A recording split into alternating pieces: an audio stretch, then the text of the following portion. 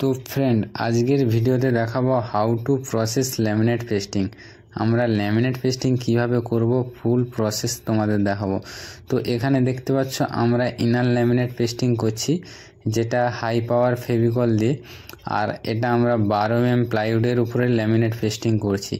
তো আমরা ল্যামিনেটের উপরে যখনই ফেভিকল লাগাবো, আমরা ল্যামিনেটে ফেভিকল ঠিক অল্প পরিমাণে দেব, কারণ বেশি ফেভিকল যখনই আমরা ইউজ করব, ফেভিকল যতই বেশি শুকোতে সময় লাগবে তখনই আমাদের বাবলস আসার আর এয়ার্স আসার চান্সটা থাকে।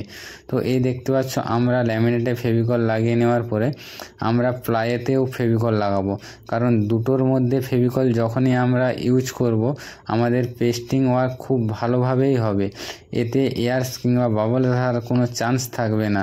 আর আমরা ল্যামিনেটটা যখনই এর উপর পেস্ট করব, এক সাইড থেকে ফেলিয়ে আস্তে আস্তে ঘষে আমরা ভেতরে যে এয়ারগুলো থাকে সেগুলো আমরা বের করে নেব।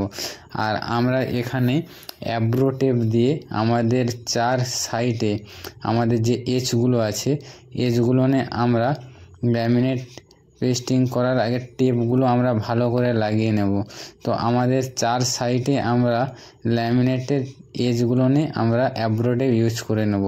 তো এইভাবে আমরা যদি ল্যামিনেট করে থাকি, আমাদের এয়ার্স কিংবা বাবলস আসার চান্স অনেকটাই কম থাকবে। তো ভিডিও ভালো লেগে থাকলে অবশ্যই ভিডিও শেষে একটি লাইক করে চ্যানেলটি সাবস্ক্রাইব করে নিও। Good bye.